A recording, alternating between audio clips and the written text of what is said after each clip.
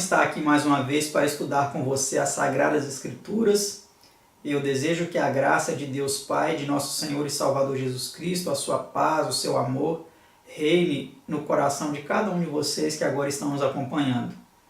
Nós vamos agora estudar o tema de número 42 da nossa série de estudos bíblicos baseada no livro Estudos Bíblicos da CPB.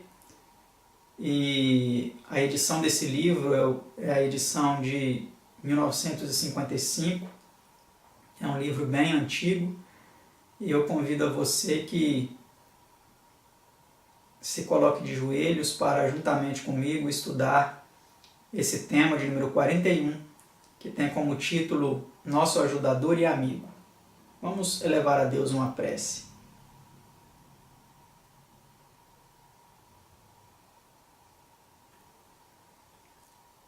Pai Santo, Deus Eterno, Soberano Criador do Universo, louvado e engrandecido seja o Teu nome, ó Eterno, e o nome de Seu Filho unigênito, que por nós morreu na cruz do Calvário, Teu Cordeiro Imaculado, nosso Salvador Jesus Cristo. Nós, prostrados de joelhos, adoramos a Ti, o Teu amado Filho, e suplicamos as Tuas bênçãos, suplicamos o dom de Seu Divino Espírito, para o estudo da Tua Palavra que faremos agora. Esteja com o Senhor, com os nossos telespectadores, abençoando e iluminando a vida de cada um, para que compreendam a Tua vontade revelada nas Sagradas Escrituras e conceda, Senhor, forças a cada um de nós para colocarmos em prática os Teus ensinamentos em nosso viver diário. Suplicamos essas bênçãos no sagrado nome de Seu Filho unigênito, nosso Senhor Jesus Cristo. Amém, Senhor.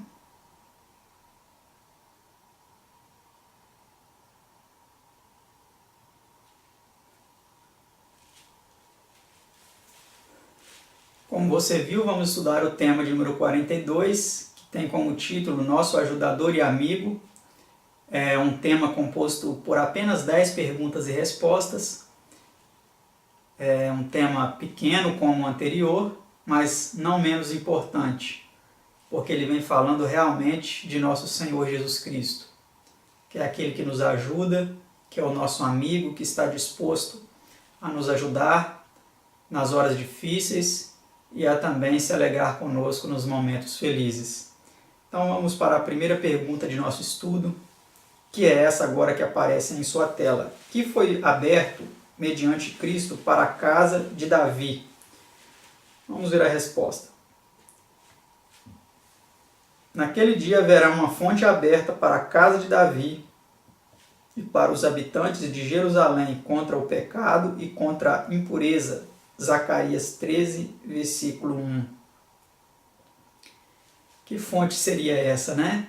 Vamos aí, ao longo do estudo, saber que fonte foi essa que foi aberta contra o pecado, contra a impureza, para nos ajudar aí na luta contra o mal. Veja aí a pergunta de número 2, que diz assim: quem levou nossos pecados e está pronto a nos ajudar? Veja a resposta. Diz assim: eu que falo em justiça, poderoso para salvar. Isaías 63, versículo 1, última parte. Então nós vemos aí que ele é aquele que está disposto a nos ajudar.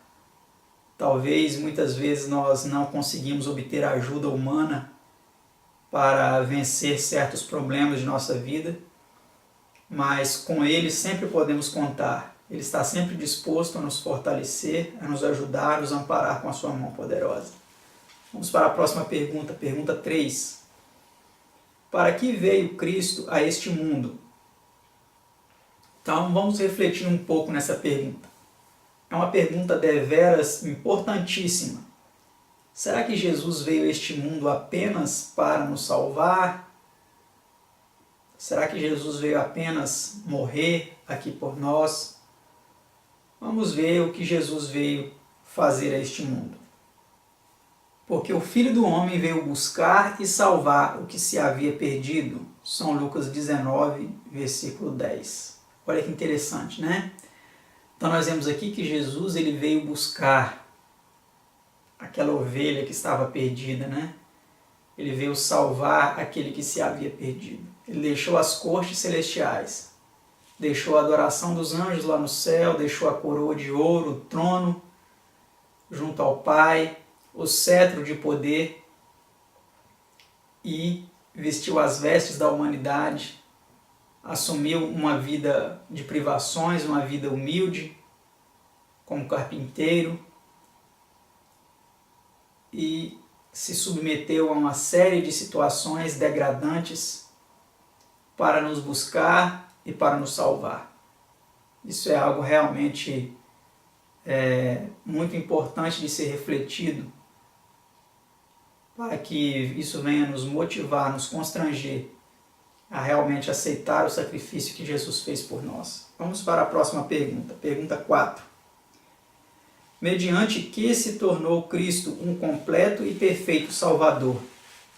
Então vamos ver o que capacitou a Jesus a ser um completo e perfeito Salvador. O que habilitou Cristo para executar com eficácia essa missão de nos salvar? Veja aí na sua tela o que a palavra de Deus vem dizendo em resposta à quarta pergunta. Diz assim: porque convinha que aquele para quem são todas as coisas e mediante quem tudo existe, trazendo muitos filhos à glória, consagrasse pelas aflições o príncipe da salvação deles. Hebreus 2, versículo 10. Então nós vemos aí que Jesus ele se tornou um Salvador eficaz. A sua salvação realmente foi completa por aquilo que sofreu, por aquilo que padeceu. Ele se submeteu realmente a uma série de sofrimentos, de situações degradantes, que comprovaram aí que as acusações do inimigo contra Jesus e contra o Pai eram totalmente falsas. Porque uma coisa era Deus criar o ser humano e exigir dele, de forma arbitrária, obediência irrestrita a todos os mandamentos. Outra coisa é o Filho de Deus, o nosso Senhor Jesus Cristo, que juntamente com o Pai nos criou, deixar a glória eterna, vestir o traje da humanidade, vamos dizer assim, assumir a carne humana, sujeita à fome, sujeita à dor, sujeita ao cansaço, e ao assumir essa condição, se submeter também a uma série de tratamentos degradantes, insultos, zombarias, agressões verbais, psicológicas, agressões físicas, as mais duras, torturas, que Jesus se submeteu. Tudo isso para que ele fosse o seu Salvador e o meu Salvador. Para que você recebesse o que ele merecia, porque ele não merecia ser tratado daquela forma. Jesus merecia ser tratado da melhor forma. Então ele se submeteu ao pior tratamento, para que nós, que somos merecedores do pior tratamento, não recebêssemos o pior tratamento, mas fôssemos salvos pela graça de Deus.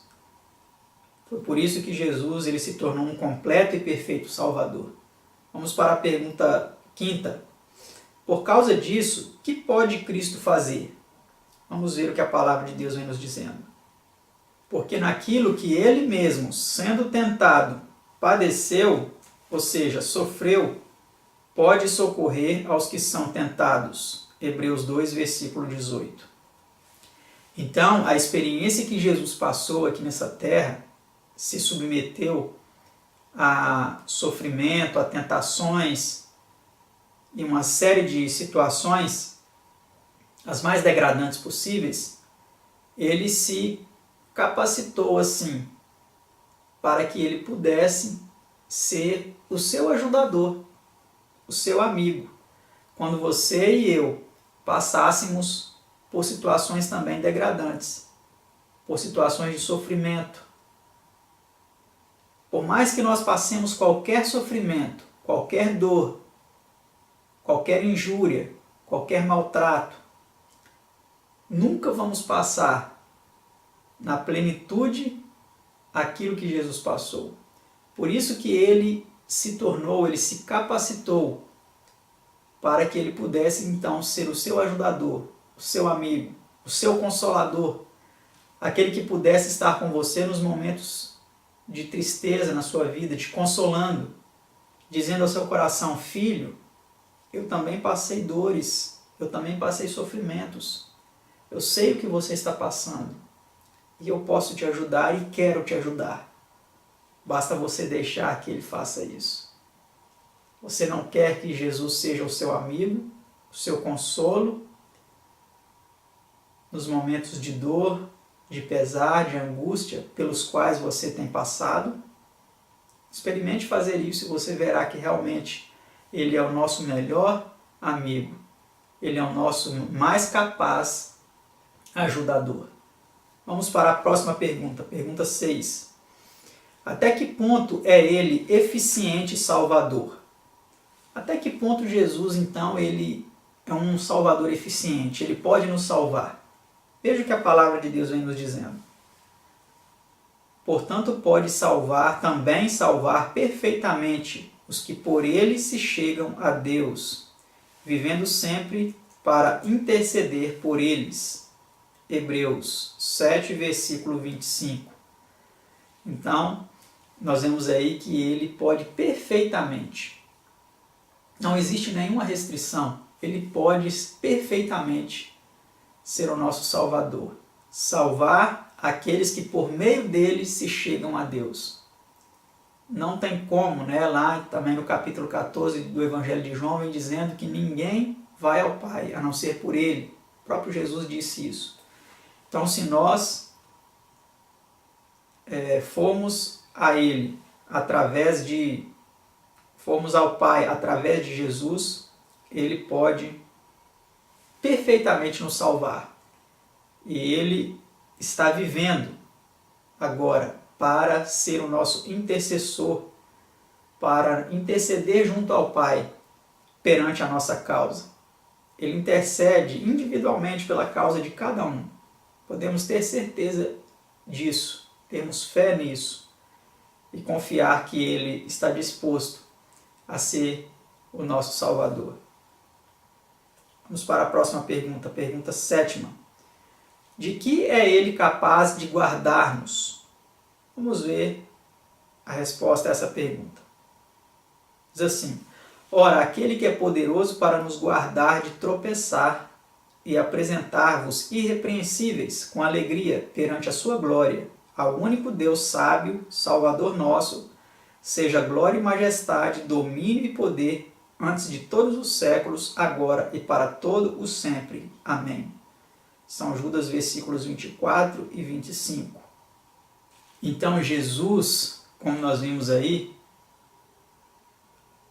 ele é capaz de nos guardar de tropeçar. Essa palavra tropeçar é uma palavra que é aplicada aos tropeços espirituais, aos pecados, aos deslizes, aquelas coisas que nós fazemos que desagradam a Deus. Jesus ele é capaz de nos guardar desses tropeços. Por quê? Porque ele venceu todas as tentações. Então ele consegue nos ajudar. Se nós buscarmos seguir o seu exemplo, buscarmos ter comunhão com ele, buscarmos o seu auxílio, a sua direção, nós seremos guardados por ele de tropeçar contra Deus. O problema é que muitas vezes algumas pessoas, a maioria das pessoas, se contentam, se acomodam a uma vida de pecado, de erros, esperando apenas em Jesus como o seu Salvador, e não como o seu ajudador, e não como aquele que o ajuda a não pecar, a não tropeçar. Será que hoje eu falo a algum cristão, alguma pessoa que tem visto em Jesus apenas um Salvador e não aquele que pode nos guardar de tropeçar, como vem dizendo na palavra de Deus? Porque se nós estamos nos contentando com uma vida de tropeços, se nós estamos nos contentando com uma vida de fracassos espirituais, na falsa esperança de que Jesus vai nos salvar nessa condição, estamos enganados. Jesus ele não apenas nos salva do pecado, mas ele nos dá força para deixar de pecar. Ele nos guarda de tropeçar. E nós precisamos buscar dele forças para que isso seja uma realidade em nossa vida. Senão nós seremos pessoas contentadas, acomodadas com os fracassos espirituais. E não é isso que Jesus quer de cada um de nós, e muito menos o seu Pai Celestial. Vamos para a próxima pergunta, a penúltima de nosso estudo. Pergunta 8. Que chama ele aos que o aceitam? Vamos ver a resposta. Diz assim: já vos não chamarei servos, mas tenho-vos chamado amigos. São João 15, versículo 15. Então, olha que interessante. Jesus, ele quer nos chamar de amigos. E nós sabemos que o amigo é aquele que divide, que compartilha a sua vida com o outro. É aquele que nos momentos de tristeza e de alegria está ali com você, compartilhando a sua vida, compartilhando os seus sonhos, compartilhando também os seus fracassos, compartilhando as vitórias. E Jesus ele não quer nos chamar de servos, mas ele quer ser nosso amigo. Será que nós estamos procurando ser amigos de Jesus? Será que temos realmente confiado que ele pode ser o nosso amigo? Precisamos tê-lo como nosso amigo, se nós já não o temos, né? Eu sei que eu falo a pessoas que já têm a Cristo como seu amigo, mas talvez eu falo a alguém que tem a Cristo apenas como seu Senhor, que não tem a Ele como seu amigo, aquele ao qual ele divide a sua vida, ele conversa, ele chora, ele desabafa com ele. Precisamos ter esse nível de relacionamento com ele, para que ele possa então assim ser de fato o nosso amigo. Aquela foi a penúltima pergunta. Antepenúltima, vamos agora para a penúltima pergunta, pergunta 9. Que espécie de amigo é ele? Então vamos ver que espécie de amigo Jesus é. Há amigo mais chegado do que um irmão, Provérbios 18, 24. Então esse é Jesus. Ele é um amigo mais chegado que um irmão. E tem até um hino que diz, né? Oh, que amigo em Cristo temos, mais chegado que um irmão. Realmente Jesus é esse tipo de amigo. É um amigo muito mais chegado do que um irmão. O irmão, ele pode te decepcionar, tanto o irmão de fé quanto o irmão de sangue. Mas Jesus, ele nunca vai te decepcionar. Talvez você pense que por algo que ele não fez por você ou para você, ele está te decepcionando. Mas não pense dessa forma. Ele o faz para o seu próprio bem. Ele é um amigo realmente verdadeiro. Agora vamos para a última pergunta, pergunta 10. Qual é a prova de um verdadeiro amigo? Então você quer realmente saber qual é a prova de um verdadeiro amigo? Quer saber o que um verdadeiro amigo faria pelo seu amigo? Veja o que diz a palavra de Deus. Em todo tempo ama o amigo, e na angústia nasce o irmão. Provérbios 17, 17. Então esse é Jesus. É o amigo que nos ama em todo tempo. Não só nos tempos bons, como muitos amigos gostam de você quando você está em um bom momento da sua vida. Quando você tem dinheiro, quando você tem popularidade, quando você tem status.